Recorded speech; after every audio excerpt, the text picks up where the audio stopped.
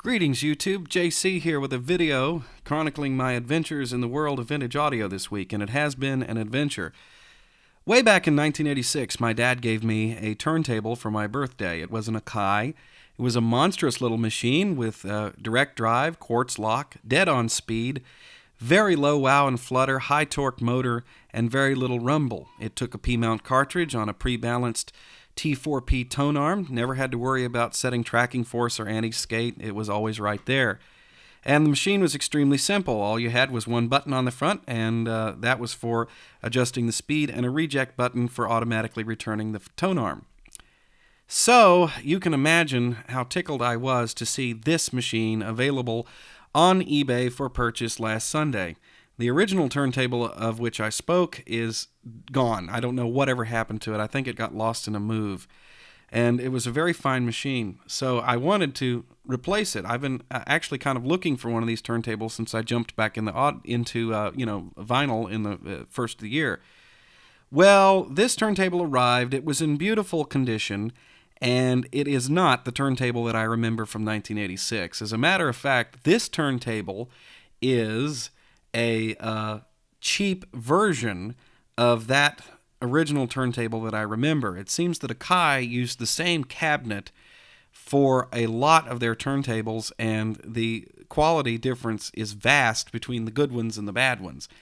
This is a bad one.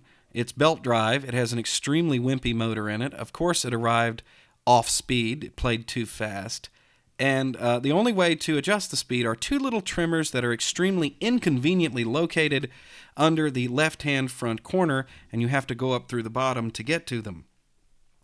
Well, I figured I might be able to adjust the speed since the belt was in pretty good shape. The turntable generally doesn't look like it was ever used. So I hopped online and I got me one of these. This is a speed strobe chart that you can download. And if you have the proper light, you can adjust the speed of a turntable that does not have a strobe built in. Unfortunately, these do not work with regular fluorescent lights, or at least they didn't work with mine, as I was told they would by many sources on the web. You have to get a dedicated strobe. Those strobes cost $90. That's too much to invest to restore a $20 turntable.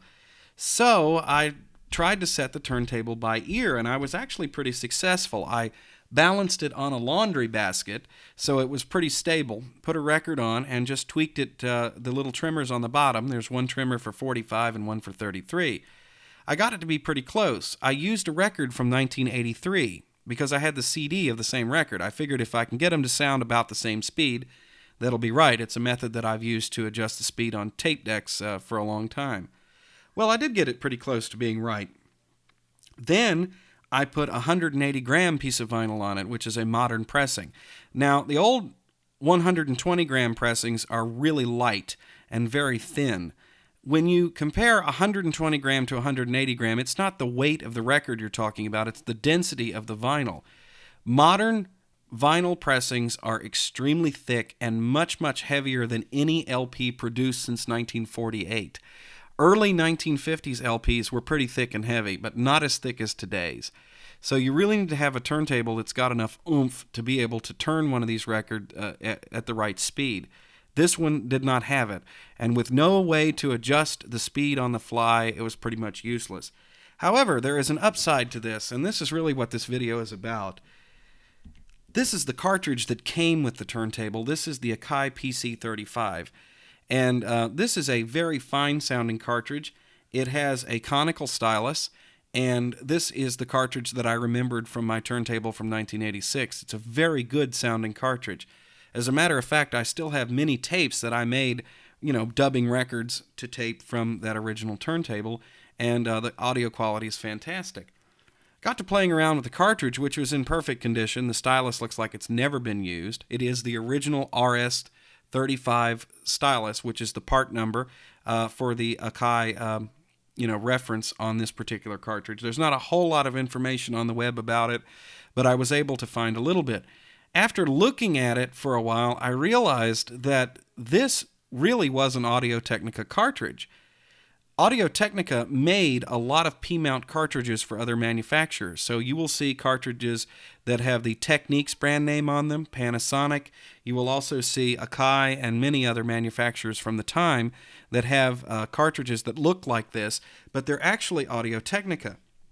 So if you find a cartridge with this body style, you can still get replacement styluses for it. So let's jump over here to Needle Doctor. Needle Doctor, by the way, was very helpful when I was trying to figure out what I was looking at. And I found something out. There are plenty of Audio-Technica P-mount cartridges still available. In fact, there's a whole page of them I'll show you in just a second because I want to talk about one in particular. But all of these cartridges take one of these three stylus shapes. The first one you see is a conical, and that's why there's a C at the end of the number. And then they have an elliptical. This is a mild elliptical. It's 0.4 by 0.7 mil. Then they have a hyper-elliptical, which is not that much more than the medium-grade elliptical. It is a 0.3 by 0.7. And all of those body styles take one of these three as a replacement. As a matter of fact, it's completely interchangeable. So, and this is where it gets really interesting, I jumped over on my shelf and I grabbed myself my Audio-Technica 301 EP, and I want to show that cartridge to you. As you can see, they have a really big array of P-mount cartridges still available from Audio-Technica. I had actually posted a video about this cartridge, but I took it down because what happened is that after I played it for a while, I noticed that it had this really funky distortion in it, and I didn't like it very much, and I just kind of had it sitting around since then. And but what I did was I took the original RS-35, which is the part number of the stylus that came with the Akai cartridge, and popped that onto this cartridge body. And the audio that rolled off of it was just absolutely amazing. Let's check out the specifications here on the 301 EP. And yes, they do make a 311 EP. That cartridge boasts 29 dB of separation, and it also has the hyper-elliptical stylus on it. However, this one is not too shabby. As you can see, 15 to 25 is the rated frequency response. You get 26 dB of stereo separation. That's not bad at all. And it's just really an all-around great sounding cartridge. It has very crisp highs and very deep lows. It probably sounds better in that department frequency response-wise than any half-inch cartridge that I've tried so far.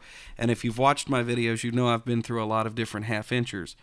And this one comes recommended where you can have the BE stylus, which is the the mid-grade elliptical, or you can have the hyper-elliptical, but the conical works on it as well.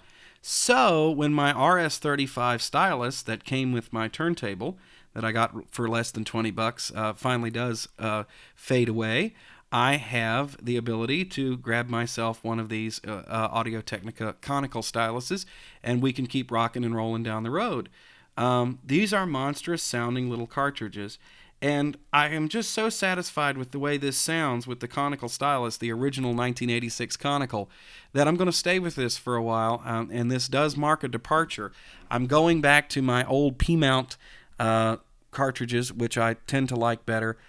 Just for my ears, this sounds better than anything I've tried on the Audio-Technica LP120 turntable with a half-inch. So that's the kind of the direction I'm going. And, of course, the P-mount turntable that I'm using is a very fine, realistic turntable. And so I have essentially this cartridge with the new body. It is the 301 EP body with the Akai Pc 35 stylus, which is an RS-35, running on this turntable. And so if you find one of these old turntables and it comes with an original cartridge in that body style, you can probably get away with just buying a new stylus instead of hunting down a new cartridge, because the way Audio-Technica designed these cartridges, we'll jump back over and take a look. The way they design these cartridges, there are no moving parts in the cartridge body themselves. It's all in the stylus assembly, and that's replaceable. So if you find one of these old cartridges and it looks like it's in pretty good shape, a new stylus and you're back in business. They sound great, and they obviously last a long, long time, because the one that I have from 25 years ago is working great. And the only reason that I'm not using the PC35 body is the stereo separation and the frequency response is much better on the new 301 EP body. The combination of the two, the original highly polished elliptical, or rather conical stylus, and the new body is just a marvelous combination. So I just thought you guys would get a kick out of that. That's my adventure this week in vintage audio. JC, Bad At It Pro, waving bye-bye. Thanks for watching.